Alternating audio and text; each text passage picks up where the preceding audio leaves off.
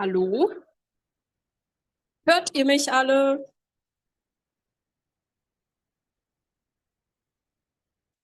Okay. Hallo und herzlich willkommen zur Ringvorlesung. Another word is still possible.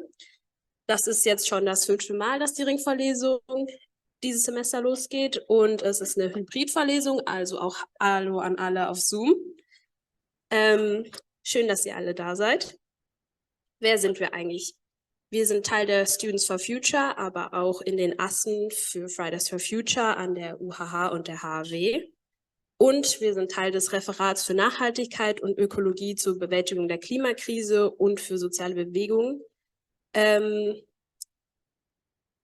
Es gibt eine Telegram- und WhatsApp-Gruppe, die könnt ihr über die Students for Future Hamburg Instagram-Seite finden. Wie wird die Ringvorlesung dieses Semester ablaufen? Also, wie ihr seht, haben wir 4 Themenblöcke, und zwar einmal Ozeane, Gesundheit, politische Ökonomie und Just Transition. Und wir werden 2 Einführungsvorlesungen haben, und zwar einmal heute Tonny Nowshin mit einem Vortrag zu einer dekolonialen Perspektive zur Klimakrise und dann nächste Woche Jan Wilkens mit dem Klicks-Outlook. Es gibt auch ein Begleitseminar zur Ringvorlesung. Das wäre dann morgen von 10:15 Uhr bis 12:15 Uhr. Wie kriegt ihr hier Credits für dieses ganze Ding? Es gibt 4 Online-Tests und da müsst ihr 50% aller Gesamtpunkte kriegen. Das bedeutet, wenn ihr mal einen Test verkackt, dann habt ihr noch 3 weitere. Insgesamt habt ihr eine Woche Zeit, um die Tests zu bearbeiten, aber halt nur ein Versuch pro Test. Und der erste Test wird am 2.5. starten, aber dafür werdet ihr dann auf euren Lernplattformen auch noch mehr Informationen haben und die Tests findet ihr dann bei den ganzen Lernplattformen von euren Unis.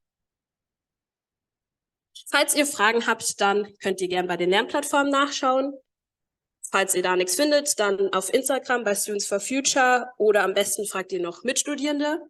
Und wenn ihr dann immer noch keine Antwort gefunden habt, dann geht am besten, dann könnt ihr eine E-Mail an die ringvorlesung@astauni-hamburg.de schreiben, aber das findet ihr auch alles auf den Lernplattformen. Die Vorlesung wird aufgezeichnet und am Ende wird es eine Diskussionsrunde geben. Also falls ihr am Ende eine Frage stellt, dann wird eure Stimme aufgezeichnet werden. Falls ihr das nicht möchtet, dann kann sie auch jemand für euch stellen. Dieses Semester könnt ihr die Vorlesung neben YouTube auch auf Lecture2Go finden und den Link werdet ihr dann auch auf den Lernplattformen finden. Und jetzt können wir eigentlich schon zum Vortrag von Tonny Nowshin kommen. Sie ist Ökonomin und Klimaaktivistin. Sie setzt sich für Klimagerechtigkeit und Degrowth ein. Sie ist internationale Entwicklungshelferin und hat für Deutschland und internationale NGOs gearbeitet. Ihr Vortrag Culmination of Colonial Exploitation wird einen dekolonialen Blick auf die Klimakrise werfen und wird auf Englisch sein, zu eurer Info. Und now a warm welcome to Tonny Nowshin, who's going to tell us more about degrowth, Culmination of Exploitation.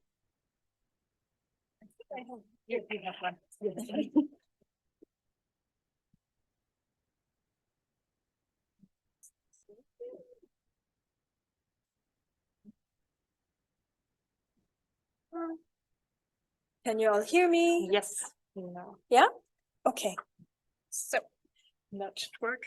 thank you. So nice to be here. Thank you for inviting me. One interesting thing is that today I'm just realizing for over the last 2 years during the COVID times, I have done different forms of talks, but never in front of so many people together. So usually you'd all be these tiny square boxes and less intimidating for me. But now today I can see all of your beautiful faces. So thank you for being here. And so today we will be together for 90 minutes. I think that's kind of our time frame. And our lecture will be in 3 parts. We will try to together unpack the climate crisis, kind of understand what it is. And then we will try to go back a bit, like how did we end up here? And then based on that understanding, we would try to find ways how we can maybe go out of this collectively. We will have breaks after, not after each part, but at least after first part. And I have created some spaces for like collective discussion. So yeah, maybe during that time, it would be useful to move together. And those of you who don't want to talk to anybody could still brainstorm alone. So we start with our first part, chapter 1, present. We start with present. Where are we? So we are in a climate crisis. That's why I'm here giving this talk. But what is climate crisis? What do we mean when we say climate crisis? So it's kind of, when we talk about climate change, it's still a scientific term, but when we say climate crisis, it's not just a scientific term anymore.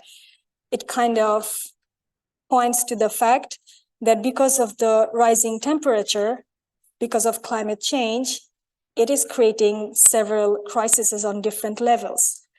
And all of this together has put us as humans experiencing this, but it's not just us who are experiencing it, it's also the plants and animals who are experiencing it. And how does that look like for specifically? So we are also amidst sixth mass extinction. We are experiencing drastic changes in Earth's ecosystem, meaning that there's also changes in all the currents in the ocean. The glaciers are changing. The water availability of water is impacted. We are seeing changes in agricultural season. We often are now talk about how the flowers are blooming either before or after when usually they used to, and all of this is happening in a much shorter time. As a result of all that, our economic activity and food production is being affected. And we are also seeing a lot of social dynamics, a lot of conflict and forced migration as a result of this weather change.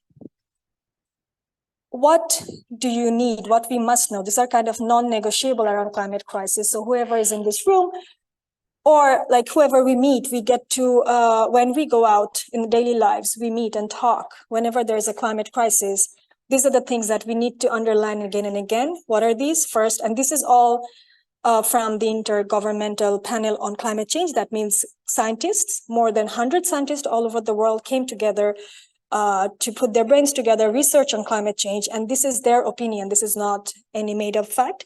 So what are these? That is, climate change is real and human activities are the main cause. The concentration of greenhouse gases in the Earth's atmosphere is the main reason behind it. And this concentration has been rising steadily. And the most abundant greenhouse gas, 2/3 of it is CO2. And then the other 25, 1/4 is methane. So what does all of this mean then? So these are, again, a bit technical, but also non-negotiables around climate crisis. Whenever we talk about this, what does it mean? So as the last point mentioned, that the CO2 is the 2/3 of this greenhouse gas. But how did we end up? So human activities, but what kind of activities? So here it's basically transport, our energy production, our agricultural system, food production, building, extraction, fossil fuel extraction itself. These are the main sources. And then if you want to see that which parts or what kind of economies are having this kind of activities in high concentration, this map shows the parts of the world that are mostly responsible. This is a historical emission map. That means cumulated CO2 emission over the years. Again, we talked about there is this agricultural production and industrial farming. This map, just to give an idea, where is the largest consumption of the products of industrial farming? This case, meat. This slide is then also disintegrates a bit of per capita CO2 emissions. These are all from 2017. Again, we are seeing that then this CO2 emission, there is a certain parts of the world, certain countries that are responsible for this cumulative CO2 in the atmosphere. If you look at the people who are at risk from climate change, as in the first slide, second slide, we were talking, the catastrophic climatic events, economies and people who are being impacted. This map is blowing up like the part of the world that's going to be most impacted by climate change. So when we look at these two maps back to back, what comes at us is there is a difference between the responsibility of the CO2 emission and the impact, or the people who would be facing the impacts of this high CO2 concentration in the atmosphere, or the climate crisis. This is another data from World Bank, just shows how the agricultural production, or the yield, would change by 2050 due to climate change. So then from all of this, it comes, I think, I don't know how you feel, but when you look at this discrepancy, the responsibility and the source of the climate crisis and the impact, there is something that it's not right, that it's not fair or just. And that kind of gives the question of, then there is something unjust about it. There's climate injustice. And then that brings us to the question of, then what is climate justice? The climate justice is, the core concept around it is exactly that those who are least responsible for climate crisis suffer the most from its impacts. And it's important to note that it's true for both within and between countries. What our earlier slides couldn't show, that how even inside a country, it could be a country has a high per capita meat consumption, but not everybody in that country is also equally responsible for that per capita meat consumption. This is a report, data collected from Oxfam's carbon inequality report. And here it shows that the richest 1% of the world is responsible for 15% of total CO2 emission. And if we take top 10% of the world, that means just 630 million people is responsible for 52% of total carbon emission of the world. That means equivalent to 3.5 billion people, CO2 emission. So what it's showing us, that there is also a direct connection with wealth and riches to CO2 emission. There is a certain kind of lifestyle and carbon emission. Now we are arriving to quickly talk then, when did we learn? So we now see that we are in this situation, but then is it like, why are we not doing something? So maybe we just learned about it yesterday, we didn't have enough time. And maybe this is, of course, not no news to many of you, but even if it's to one of you, I think it's worth knowing that we learned about it way back. So first in 1896, the whole process, like the scientific process that the carbon emission would lead to global warming was realized or suggested by the Swedish scientist. And then later on, it was further confirmed through other scientists. And in 1970s even, and recently, researchers from Harvard and Potsdam Institute even found very specific reports and correspondence of Exxon's researcher that already in the 1970s, the researchers in Exxon, which is one of the biggest oil companies in the world, they had predicted how their businesses, how burning fossil fuel would raise the global temperature, and it was very accurate. They already predicted where we would be today in 2023.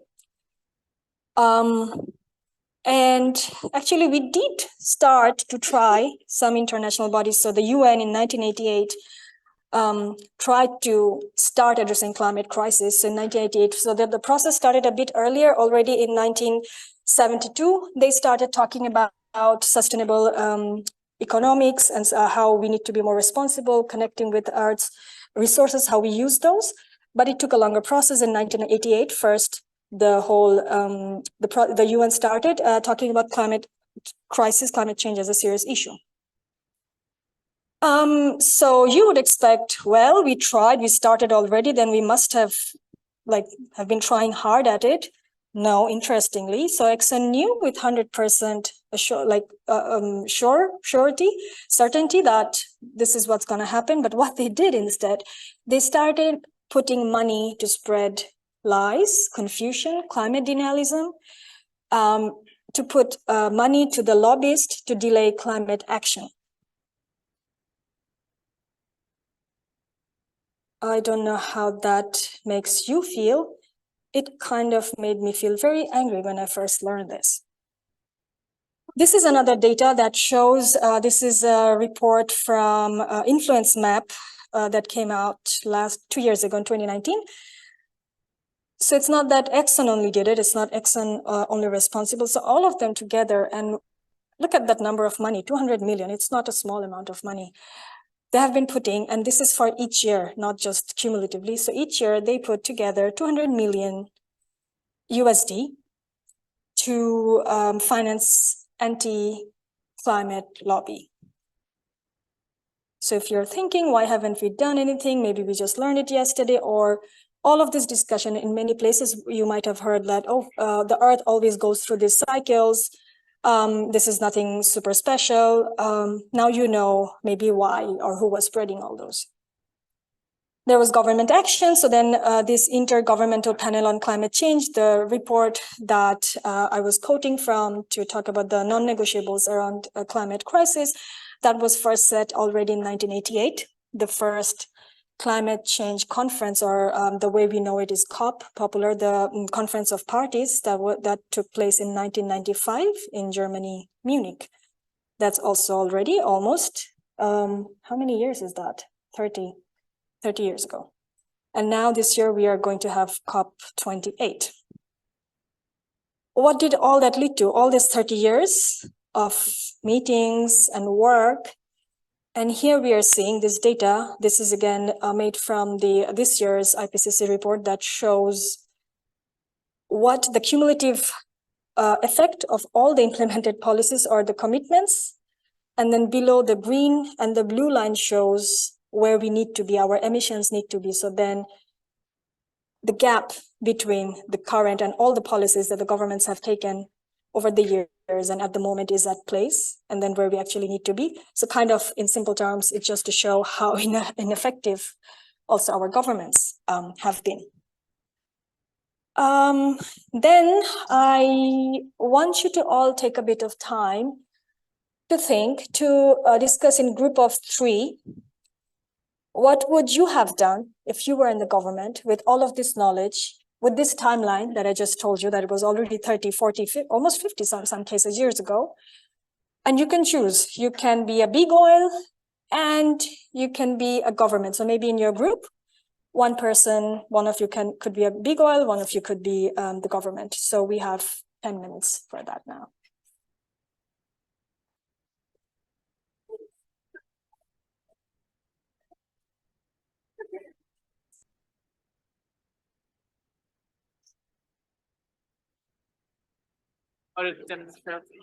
So the participants who have joined us via Zoom, maybe you can just take notes for yourself.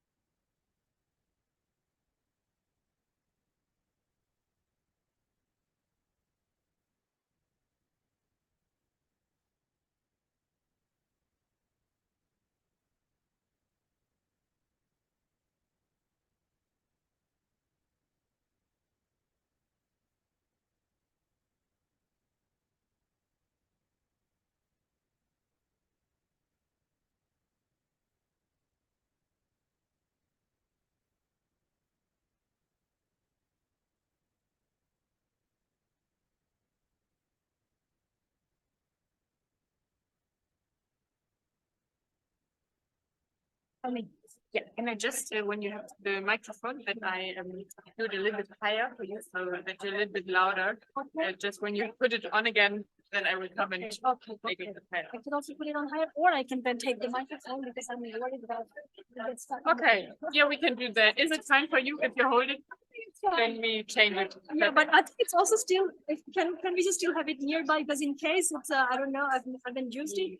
So Yeah, then I come because we, when you have questions in the room, we always jump in with the microphone. So we need one of both. Okay, because then I take let's it, use and if you- No, then let's use it, it's fine. Let's We use use this Yeah, one? we use it.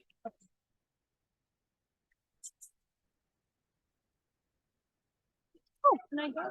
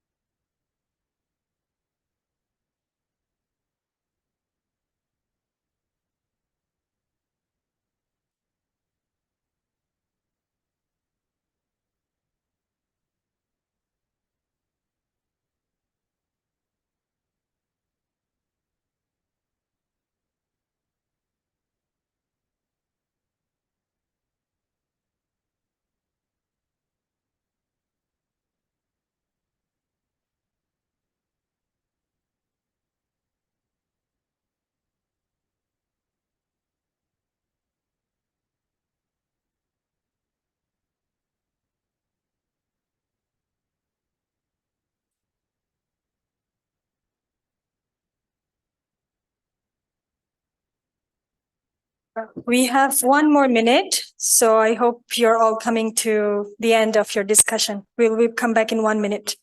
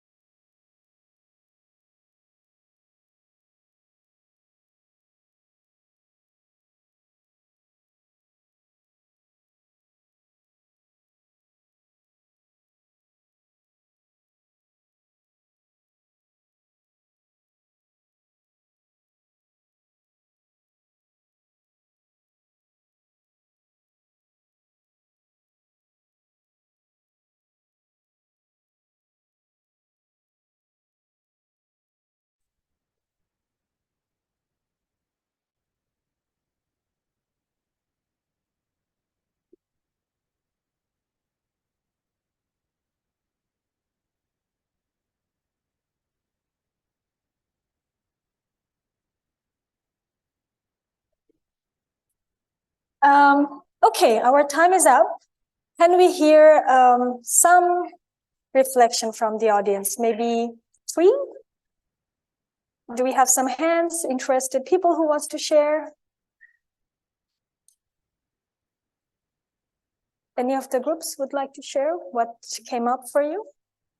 Aus dem Zoom-Chat, from the Zoom chat, if I were the big oil, in this case, I would feel the responsibility towards the environment and the people of the earth and try to interrogate these components.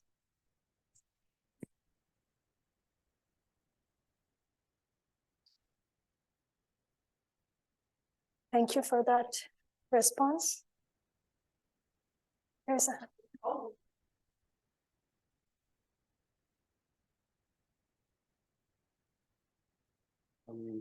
Yeah, so we came to the conclusion that it would be very smart to tax the prices of food which have a high emission of CO2 and methane.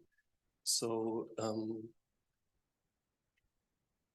food which is created in a more feasible way, which will cost less and have more tax or less taxes, and big farms will have to pay more taxes, so the prices of these will average down. So people might have less interest to eat meat, because we think that it's very hard to convince people in a democracy otherwise.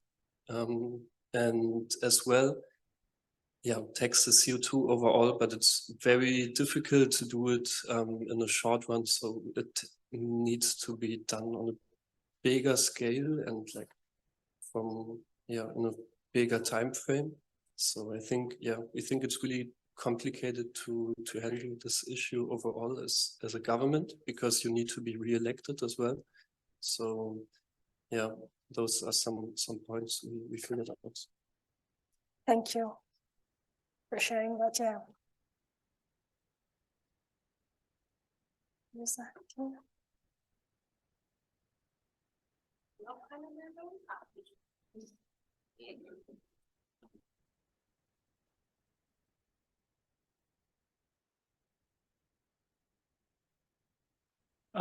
Yes, so our group also came to a conclusion that it's really difficult for the government to handle big corporations because of a form of our economy. If I have a firma here in Germany and inside the government says we may impose regulations, I could just move to France or to Great Britain or to some other location where the government don't impose such regulation on me. So I would always look for where do I have the least amount of regulations. This makes for one government it's really hard to impose strict regulations because the firma just moves away. And if it's saying you people don't have the power to work at this company, and this makes the people very unhappy, which would not be good if you want to be re-elected. So as one government, it could be really difficult. And if you want to make some global measures, so the global, you have also a problem. How can as my government be sure that the government of another country does also provide the necessary steps? Because the steps are not good for me, and I know the steps are not good for them. So how can I be sure that they do it? And if I do it and then everyone moves to them, then I'm sitting down and I have a bad economy and they don't. So with our system of economy, it's really a problem to restrict a company because it can just freely move. Yeah, very interesting point. Anyone else had, I don't know, anything very radical or like, yes, I would have done this and solved it and we wouldn't be here? Or most of the discussion was like, yeah, it would be very hard and I don't know how we could have solved it.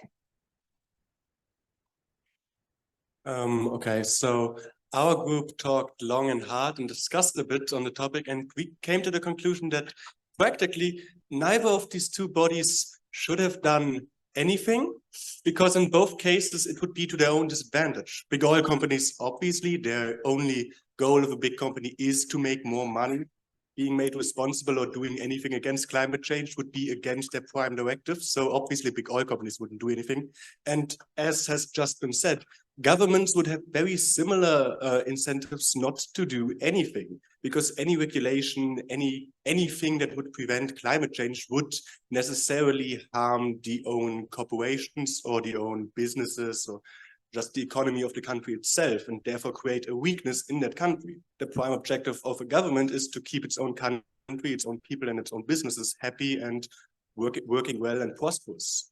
That would not quite be possible if you also have another goal. So even governments should logically only be willing to work against climate change if doing so happens on a global change, if all countries in the world do so at the same time, so that the disadvantages come to all equally, and no country is capable of using the temporary weakness of another. Yeah. So what we are coming at is that there is fundamentally a structure where we are not used to thinking, working in cooperation. We are very much deep into this realization of this world that it's self-serving. There is certain power imbalances and it's kind of justified, even though the fact that we see that so many people are going to be impacted, that it's a disaster in terms of nature, in terms of animals, like other living beings on the planet, and fundamentally threaten our whole existence.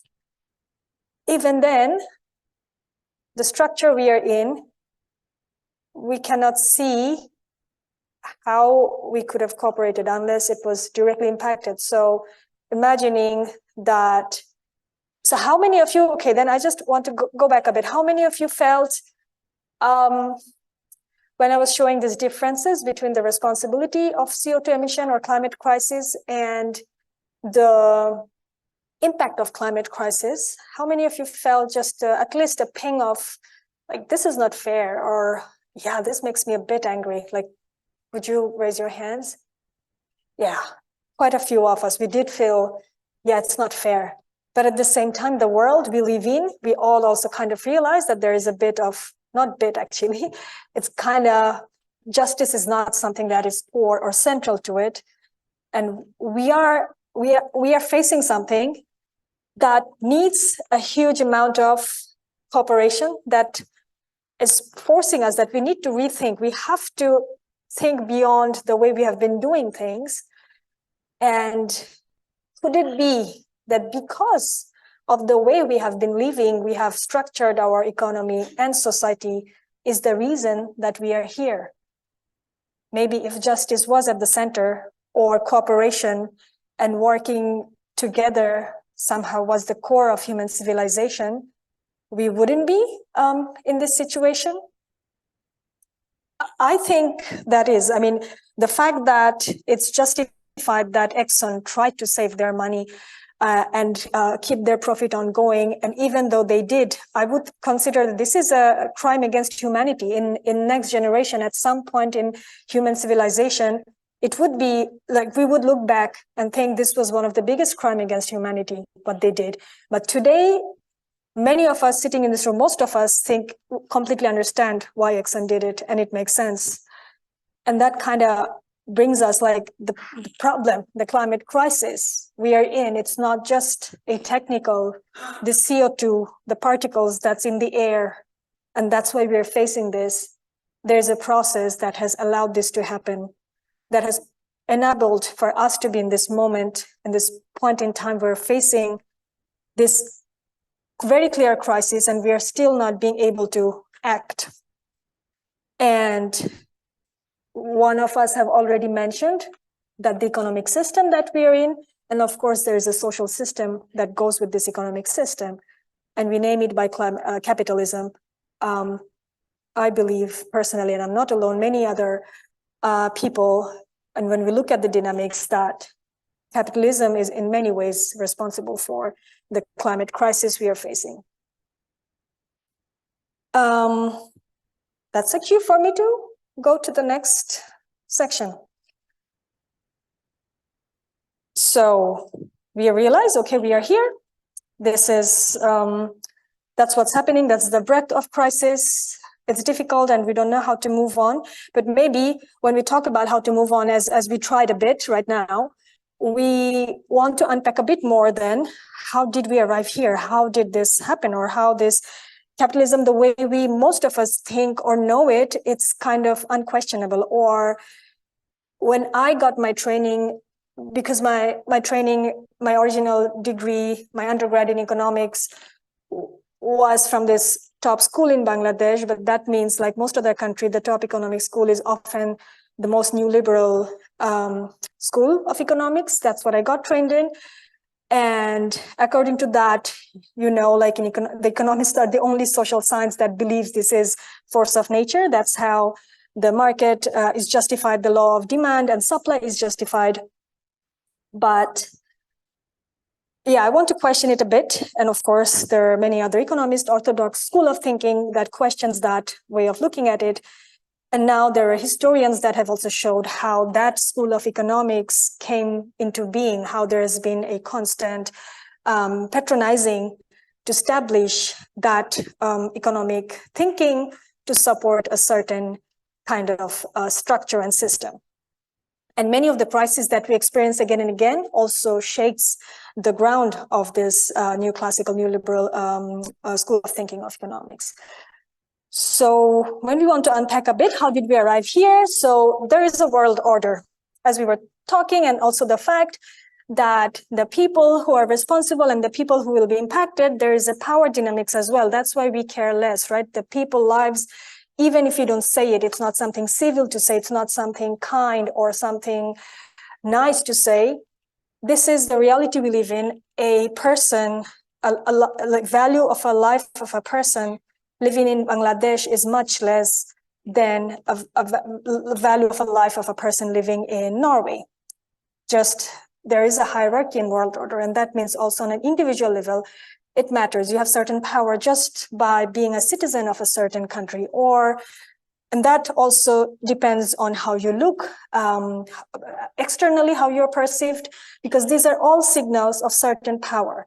And many of us do not get to question that. We grow up into that power, we see it established, and sometimes we get forced. Many of us could go living our whole life without having to question this power structure and reaping the benefits from it. Many of us even go on living the life not getting any advantage from it, rather being oppressed by that structure, but still not knowing or getting to question why it is this way. And then there are many of us who gets to question it, tries to dig it, unpack, and many scholars have taken a chance at it. So this world order that we see, the hierarchy that we see, it's not, again, it's not some law of nature. In development economics, there were many times trying to explain it as many different ways, like, of course, connecting with nature, weather, how industry as a people is, cultural explanation, all of that does exist. I'm not saying that those doesn't. We all operate on that, but there's also a very core, some fundamental dynamics that happened, and it did not include any kind of superiority in any ways. It was not tactical superiority or anything. Sometimes it just involved very crude, even brutal use of power, manipulation. So this is, of course, the history of colonial exploitation.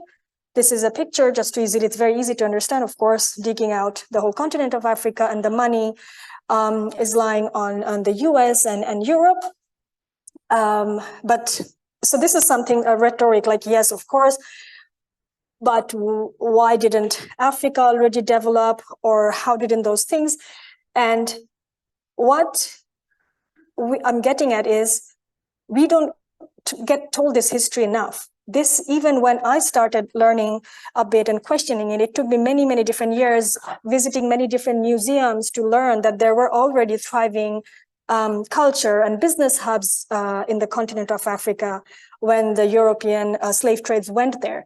There were already different, quite advanced economies that existed, and there was a lot of brutal power. Of course, there were a lot of tactics used to play different nations against each other. So in the end, it was not a certain superiority. Sometimes there were even luck that played out in favor of this exploitation, and taking human bodies, which also some of the study now shows that when you take away people from a land, that is one of the utmost way of exploitation that could destroy potential of any country. And also the corruption, the way we know the continent of Africa today, the way there's often, again, these talks like, oh, corruption, we also see the corruption that also goes back to the roots of the history of slave trade. So then, if you look in this North's development, all of this coin that are sitting in these certain parts of the world, and in development discourse, when we don't want to use any words, to use qualifying words, global North and global South is used to talk about the parts of the world that early industrialized nations, and the parts of the world that have been exploited and supported that early industrialization of parts of the world as global South. So then when we say the North's development that we see today at the cost of South, what does it mean? So there was mineral accumulation that was from the continent of Africa, but also, of course, continent of South America. There was slave trade, human bodies that was taken away, and there was no labor involved. It was treated, they were treated almost as cattle. So if you also imagine, again, in any economic student, when we think about how do we produce product, how do we add value to a product, you need labor. And then if you can get labor where you don't have to pay wage, pay the value for the labor, that's the best way to make money. So that involved a lot of years, generations of people, and their labor was extracted to make the money in these very highly industrialized cities and economies that we see today. And then there was dominance over domestic markets.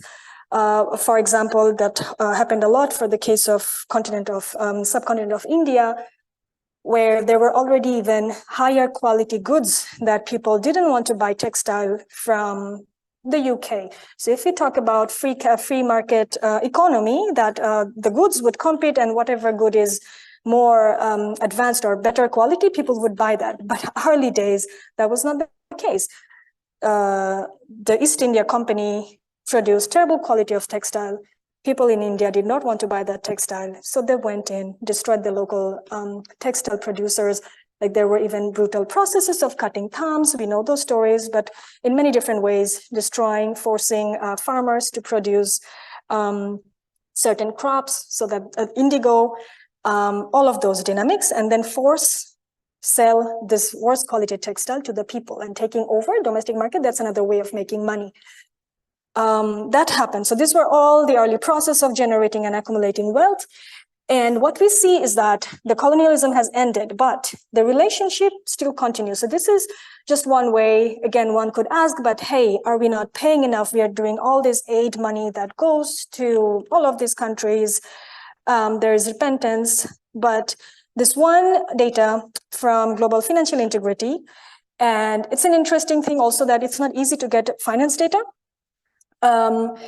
This data shows that the countries that gives money, aid givers, are also the highest receiver of net outflow from those countries, which is an interesting connection. And the relation between, for $1 of aid given, it's almost $25 of money that ends up in those countries. So what we see here, there's also a certain way of dominance, a way of keeping relationship and control over regions through a lot of this relationship, which we also need to look at, be aware of, and question.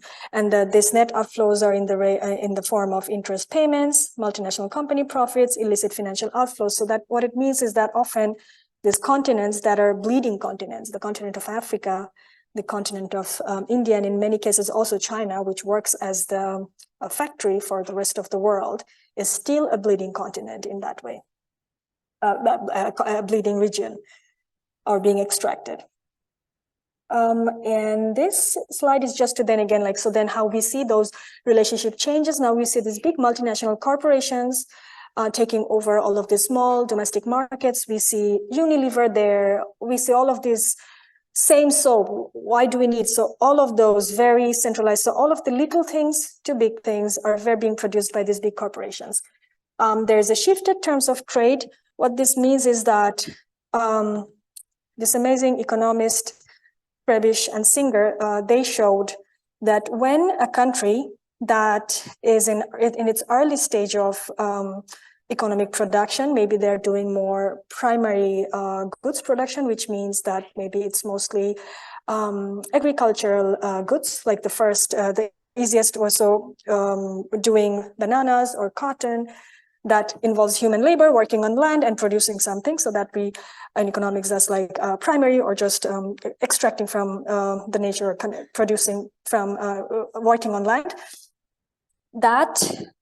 So that country that's producing primary goods, for example, bananas, let's stick to bananas. And when they do trade with a country that's producing more advanced, more manufacturing good, that means that production involved more layers of work, secondary and tertiary. So for example, a smartphone, which is not a simple product, which involves much different layers of production and different processes, primary processes that goes into producing that. So when a banana producing country involves in a trade with a smartphone producing country, with each round of trade, the banana producing country would have to give more and more bananas in exchange for the same amount of smartphone. That means the more they trade, the more they lose out, because of the types of the demand of these two different goods and the way these two goods also concentrate value of labor. So what it means is that basically then there's a shifted terms of trade for the countries that are more into still in the primary production. And then we see how the World Bank, IMF has ensured that we have to allow free capital movement. The capital could go to any small country and move out whenever they want, but that is also another way of extracting value from a lot of these countries, and has very bad impact on economies of a relatively small country when capital goes in very fast and leaves that country. We also have those in history, and then all of this has happened based on a CO2. Like all of this also started from the steam engine that involved burning coal. So we see the countries that got to start using or emitting CO2 had an advantage. So there is a historical accumulation also on debt or the right to burn coal. So if we see that, that means all of this, the crisis and this process that started, this goes hand in hand. So the history of fossil fuel is also a history of this extractive, unjust system that we have created over all of these years.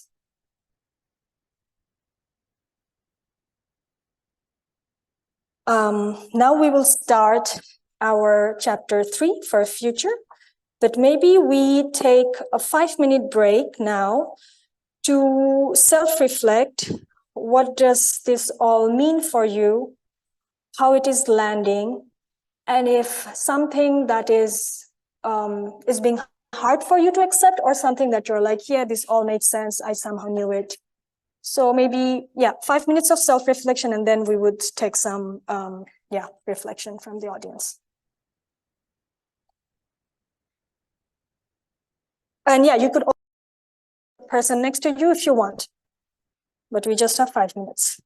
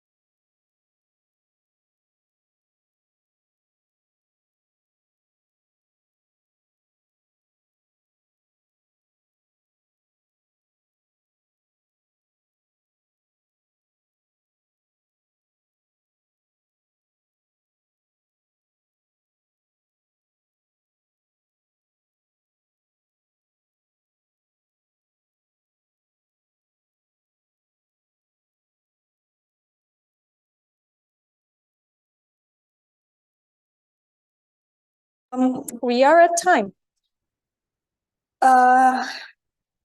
Let's hold on to those thoughts and reflection. We will have a space to integrate thoughts you had now.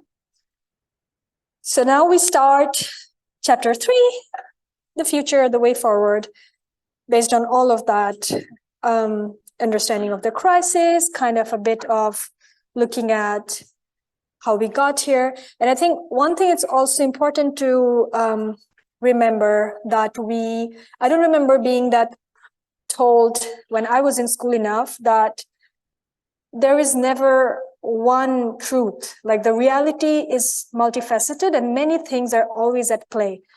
And the more we learn, our understanding of truth grows, but it's never absolute. So also then all of this discussion that we're doing, this plays a very big role, but then it's of course not complete.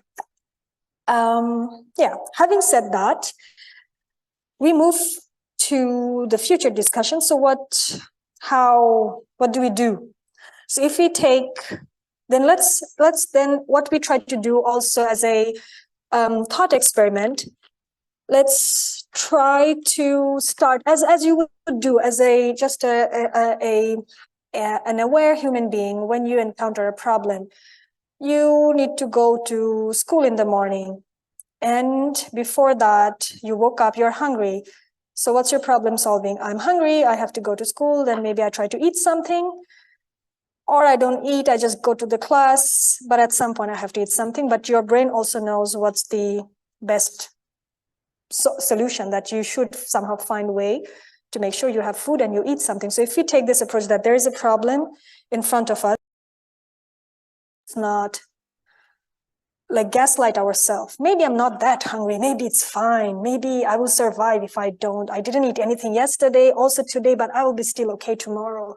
So if you don't gaslight ourselves, so we first acknowledge the climate crisis as it is, just because it's difficult, just because it makes me uncomfortable, just because it makes me feel unsure if I don't know, should be planning this meeting 30 years later, my friends, or whatever, buying that beach house in somewhere that is too close to the sea. Just because this makes me uncomfortable, let's not try to run away. So first task to any problem solving, let's accept and acknowledge that the climate crisis is here in its full breadth, and not wishfully hope that maybe it's not as bad, maybe the scientists are not right. So that's the first part. We try to establish, we try to acknowledge and accept. And then the second part is also, this is such a problem that we don't win by lying to ourselves. We don't win if we say, maybe the reason of this crisis is something else. Maybe there will be some technical solution, technological advancement that would suck out all the CO2 and would be fine. So the second bit is kind of, again, with the scientific approach, trying to look at it, the history, how we got here, and try to challenge our prejudices in this world hierarchy, wherever we are, however the current status quo benefits me or not, trying to look at it that, yeah, there is certain hierarchy that was not all based on justice. There were very deep injustices, and maybe that's also connected to the problem. And then where do I stand with all that? With all that, then we look at what kind of future we want to build and how do we go out from it.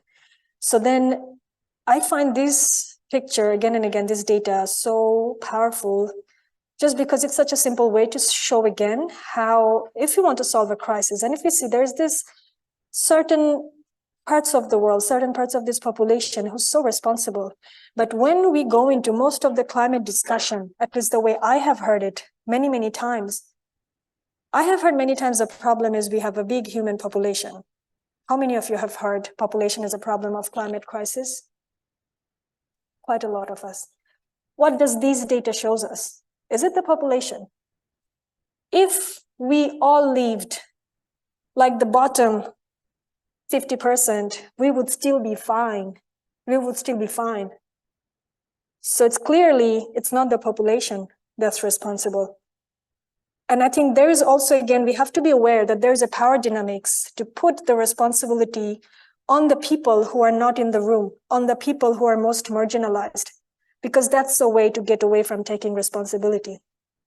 So then what this data tells us that then there's this top 10% of the world, and definitely top 1% of the world, that needs to change. And this also gives me hope, because it's much easier to change a smaller part of the world, isn't it? Like 630 million is not a lot of people compared to the whole world, if you think. And if it's, I would imagine if they're rich, that means they also got to have good education. At least they have access to nice information. They have access to quite a lot of, at least they are getting all of their needs met, right? All of their living as humans, all the needs we need that are being met. So you would expect it should be possible then to change, to find a collective way to work out of it. That would be like a logical, common sense thinking, right? I think that's why I think there's hope, because that means there could be things could be done. But this I think is very key for our future. When we talk about future and way out of it, and when we think about where we need to be in terms of policies, and another bit is look at how drastic we also need to go if we still want to be below 2 degrees, because 2.5 degrees, 3 degrees, I don't know how many of you have read the scenarios. Maybe I should have included a slide just to show what it means to have 3 degrees average warming, but just generally, 2 degrees is already quite terrible.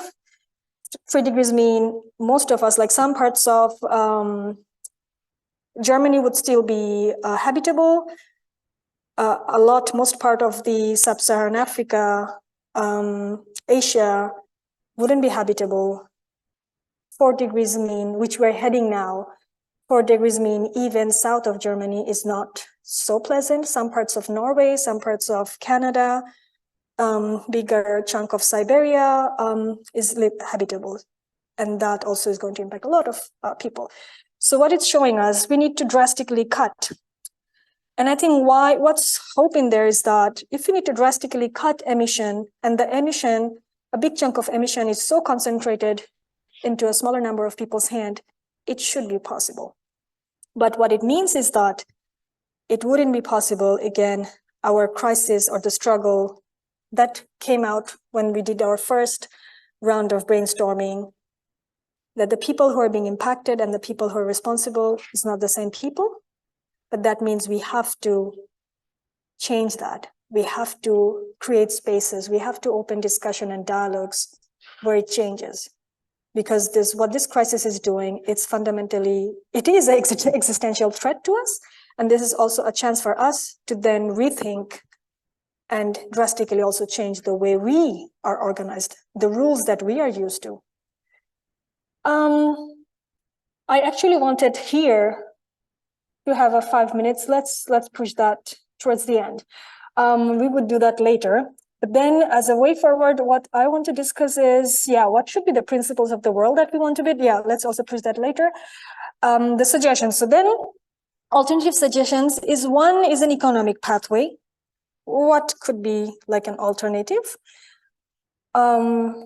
As my introduction already said, I'm a degrowth activist, so there is no big reveal here, no big surprises for you. So just talking a bit about what is degrowth. It is a concept of reducing levels of production and consumption within an economy in order to conserve natural resources and minimize environmental damage. And whenever we hear reducing levels of production and consumption, because there's also, of course, a history, our earlier generation of our grandparents and parents came out of deep economic recession. So they have fought hunger and want and had to deal with living in a world where things were not as affluent as our generation. When I say our generation, the millennials had to face. So for us, a lot of reality is very different. So maybe for us, it's easier to say reducing levels of production, but we also have a fear whenever we say reducing levels of production. But what's important to look at here is that either we can consciously and using all of the tools that we already have, all of the advanced tools that human civilization at the moment have, and consciously steer ourselves towards a way of producing and organizing, which is different than this absurdity at the moment we have. I don't know how many of you have happened to notice the absurdity. If you look about this, every season we have this fashion and clothes, how short-lived.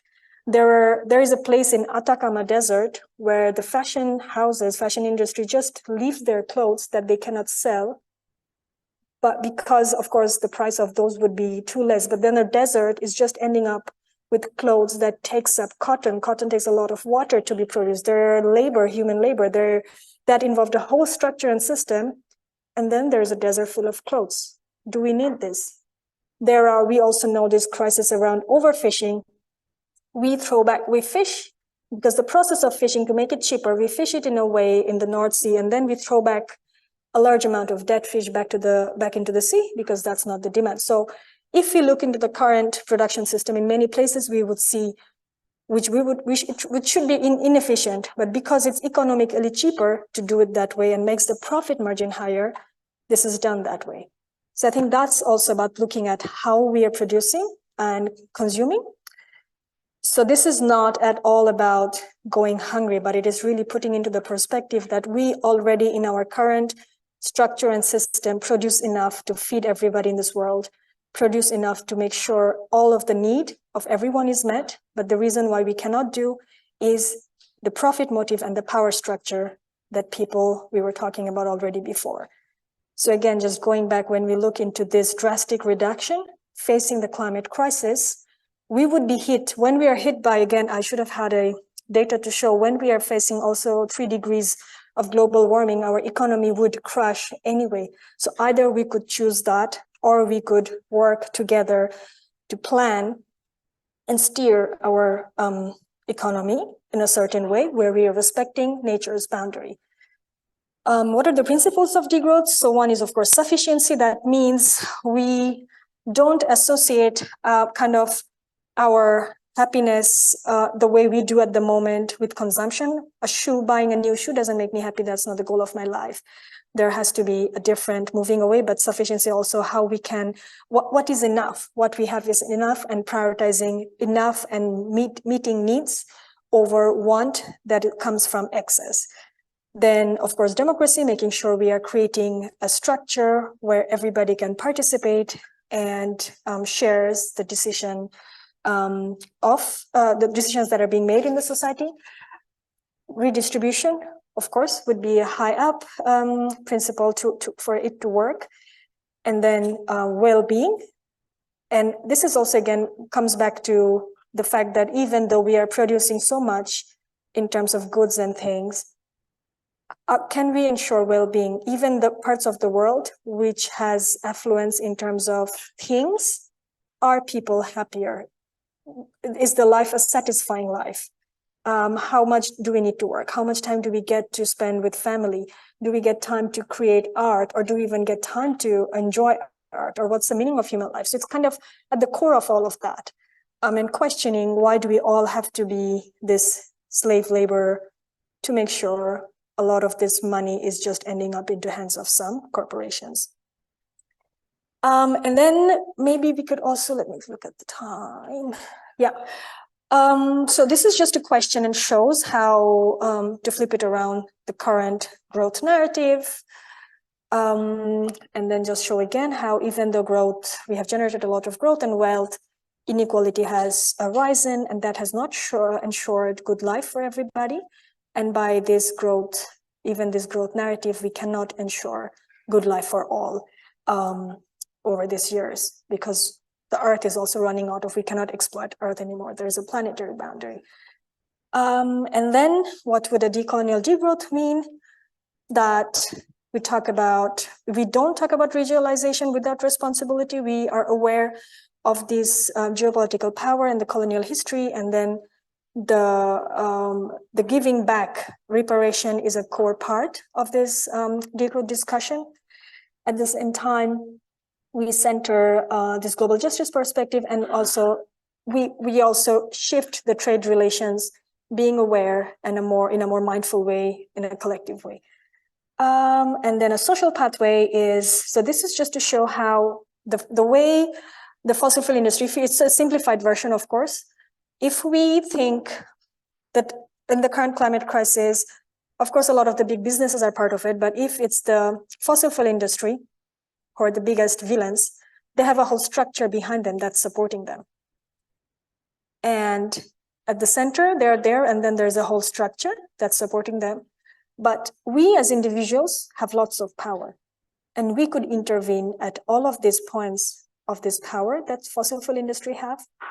That means all of us, we could build an ecology. We all, no matter where we are, who we are, we all have a role to play.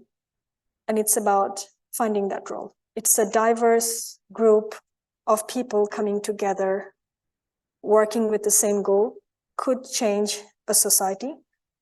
And that's something that we need at this point. There is no one answer to the climate solution. It's a complicated piece of work, but that means we need everybody from many different positions, and we need to build that ecology together.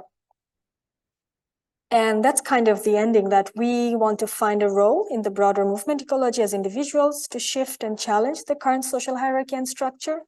And this is where I wanted to move this 10 minutes of thinking how, what would you say, what can you do individually, what can you do collectively, and what you feel we need our principles to be.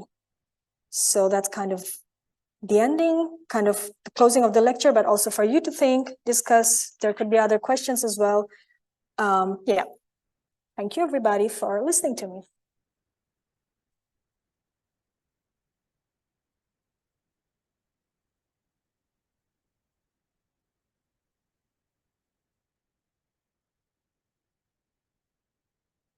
Bitte noch nicht wegrennen. Falls ihr noch Fragen habt oder einer von den 3 Fragen beantworten wollt, dann könnt ihr euch jetzt noch melden und wir machen dann eine Diskussionsrunde. Da ist auch schon eine Meldung. Ja, bitte auf Englisch, damit sie offen steht. Ja. Or if one of you can translate, if he feels comfortable. Für die Leute aus Zoom. Can you show the chart again with the points of riches? Yeah, that one. Can you tell us where we are in this graph? Aha. This I am not actually sure. We have to dig into the report. The richest 10% of the world. I'm not sure. Maybe at least some part of Europe is definitely in the richest 10%. And then some would be in the middle. I think we need a reference point in terms of the maybe average earning, or what's the earning cap of this 10%. That would be a good way to know where we are. Oh, it is. Thank you. So the richest 1% is 109,000 a year. I don't know if it's a year or a month. Richest 10%, 38,000. I don't know if it's a year or a month. But maybe we could look up the report. That would be a good way to, yeah, no. So I guess if it's 38K a month, yeah, that's different than if it's 38K a year. That makes a big difference, but thank you for the question.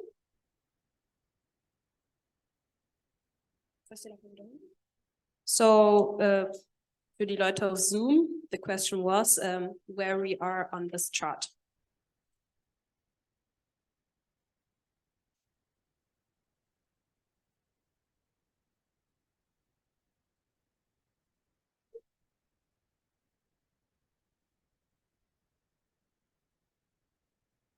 Ich muss übrigens auch bestehen, dass du ins Mikro sprichst, sonst hören die Leute auf Zoom nicht hin.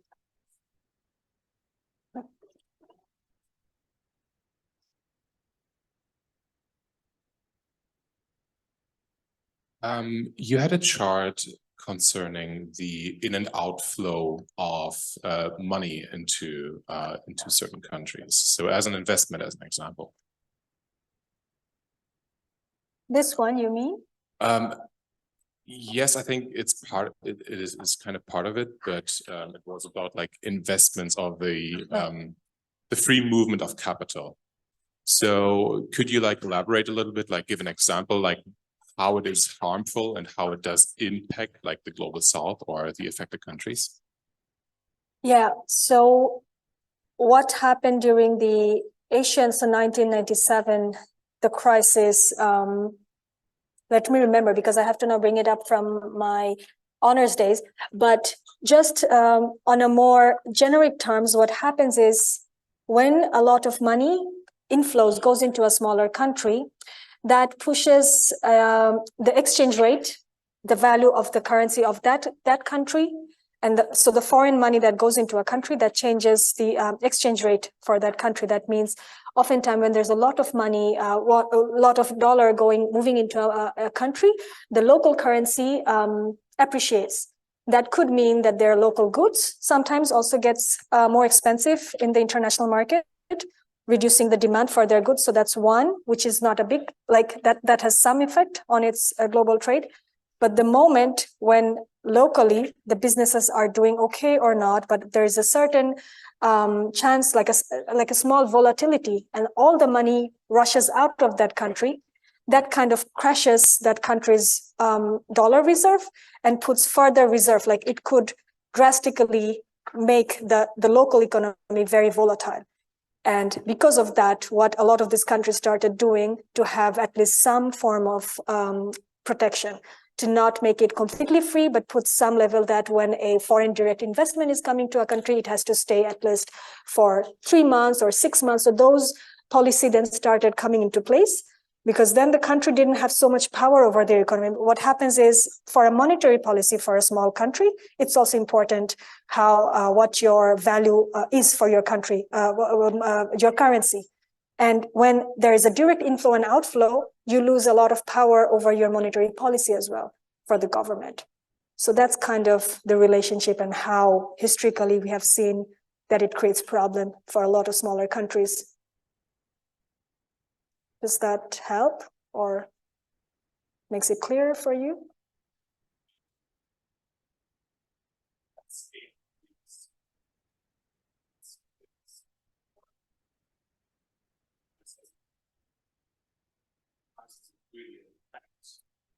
So at the end of the 90s, it was one of the big problem where how you call it, like Taiwan, I don't remember the countries, but quite a few, 4 or 5 countries in Asia had a crisis. And as a result of that, they changed their foreign direct investment policies.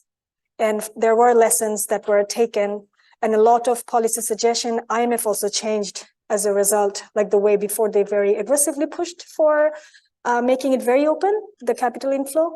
And later on, even a lot of the local governments also started suggesting that we would have at least some level of protection, not completely open.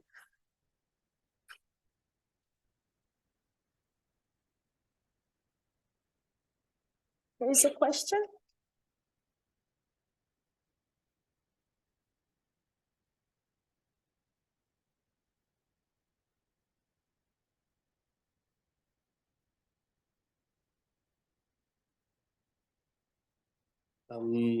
You discussed the topic of degrowth a little bit, and you also mentioned that truth is not objective and it's subjective. And you also mentioned that in order to achieve a 2% 2 degrees goal, it is necessary to have a degrowth. And I was wondering what your stance is towards, like, if I would, or my argument would be, like, the bottom 50%, they, like, you actually, like, kind of had proved it, that through a growth in the economic, they even, like, the bottom half will have a raise in income. And it also, if the overall the economy is growing, there are less people who are in poverty.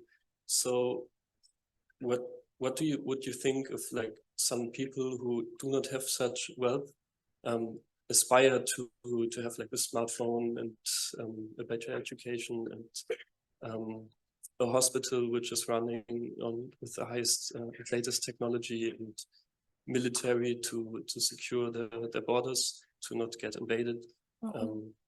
Yeah, what I was wondering what your stance toward this would be. Yeah, thank you for the question. Just quickly to clarify, I could see how that came as such, but I didn't mean to say that truth is subjective. What I was trying to say is that truth is a combination of a lot of different things. And for us to build, like the more we know, the more we collaborate, the more we correlate, we get a better, clearer understanding of truth. And to your question, actually, I did have some, that's what I tried to say, but because I realized we were getting closer to the time, which I then very fast ran through, that the problem is, yeah, that's the main stream economics, what has been saying, right? The growth would allow the pie will be bigger and everybody will get a piece of the pie. But what the problem has been, we see that it does not happen to that level. Even though the pie has gotten bigger, it hasn't been shared the same way. It's not that a lot of people got it. So this is what we have been trying to say, that global inequality has converged between countries, but in the same country, for example, in India, we have seen like a huge amount of wealth being accumulated. So the poorer people have become even poorer. So, and which is case for many countries. That's also the problem in Piketty also discusses in his book, where we show that initially that's what we thought, that growth will solve and we will have more for everybody. But because of the structure and this capital accumulation process that happens now, even though we make bigger pie, the relatively bigger chunk ends up to the smaller hands of the smaller people. And then the rest of the people just gets smaller part of the pie. And then facing with this climate crisis, when we are already pushing art's boundary to give us to be extracted, we are already at there. That means we are also running out of scope to churn out earth anymore. We are cashing out our planet constantly. We are extracting labor, we are extracting earth's resources, but earth has limited.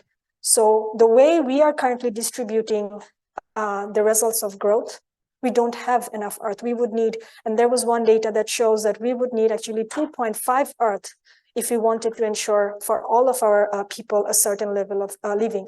So that is not to say that we want to cut off people who do not have a good quality of life.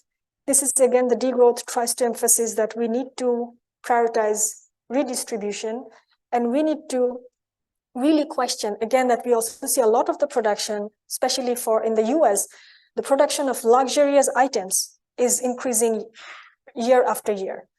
So we need to question those bits. There are more private jets being produced and being bought, and that takes up a lot of resources. Why? So it's kind of really pointing a finger at those bits, and then this other bit where we try to show that if we continue on this growth process, how long would it take for the poorest 10% if we just took this per capita income level, the poor 10% to achieve the current income of the richest 10%? And if we followed 2% growth rate per year, it would take 172 years. If we had 10% growth, which is nice, 10% is possible, it would take 35.8 years. But again, the problem is we are facing the climate crisis, which means we will be smacked in our face by a lot of different economic catastrophes, which it's not possible. The earth doesn't have the ability to give us 10% growth for all of the world every year for 35.8 years. Is that clearer? Well, I'm not sure about that possible.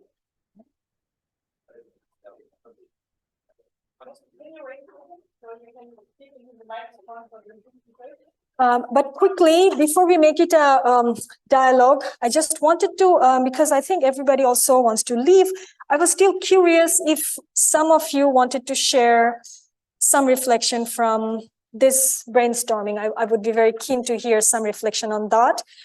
And we could also, have that over mail or something.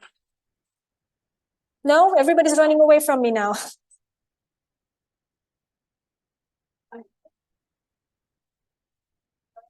No, I could understand. It's been a long evening.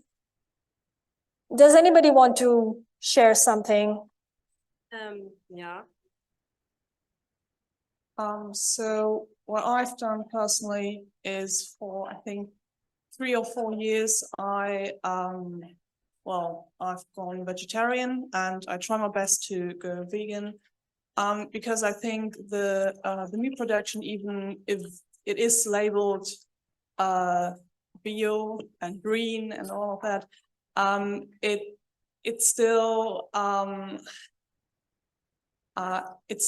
not environmentally friendly in any way. But also, I think that a lot of meat alternatives like soy are also questionable, because they also need a lot of resources to be produced. But that is another question entirely.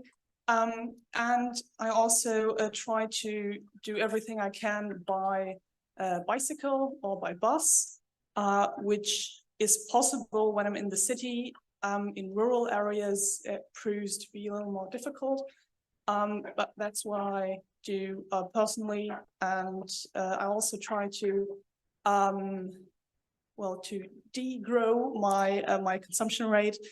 So I try not to buy, I think it's called fast fashion, and I try to wear clothes for longer than one season, and also buy clothes that are not produced in very poor countries, for example, Bangladesh, which is also,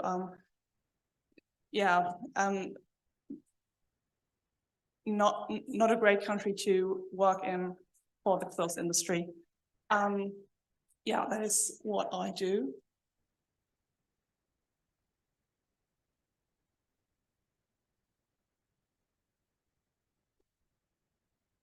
There is one.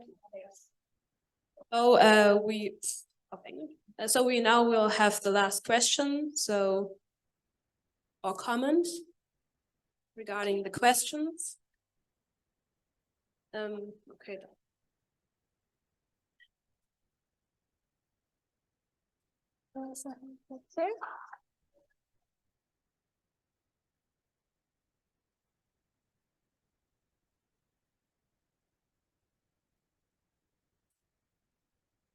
Okay, everybody can hear me. Okay, thank you for this whole lecture. It was really, really informative. And I would like to add that I don't think it's just about what we do individually, but it's about a collective, as you also said in your lecture.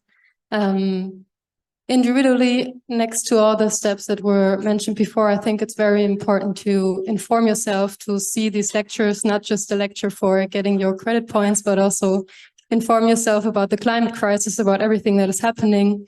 See how the struggles are connected, like the feminist movement, the anti-racist movement, the class movements, everything about this, because it's all connected, I guess. So as we were hearing in the whole lecture, it's not about that we all brush our teeth with like composable toothbrushes or something, but to find a community, to build communities, and to do something with what we learn here and what we learn from people like you. So thank you very much. Put pressure on the big companies that are causing this climate crisis, on the rich people that are causing the climate crisis, and not just think about what we can do ourselves in our lifestyle, but what we can do with our lives to make a better, not just future, but also better present for everybody. So maybe these are some words to finish this lecture. Thank you very much for holding it. Done. Thank you for that feedback. Yes, exactly. I think that's the point, that we wouldn't solve this individually, and it's not our burden to carry alone.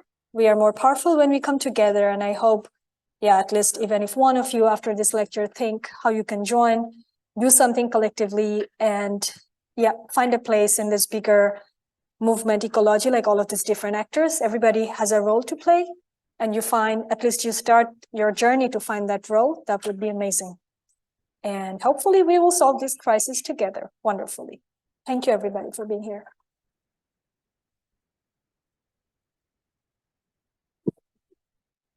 Dann einmal danke an Toni und wir sehen uns dann hoffentlich nächste Woche wieder. Und die Folien kommen morgen.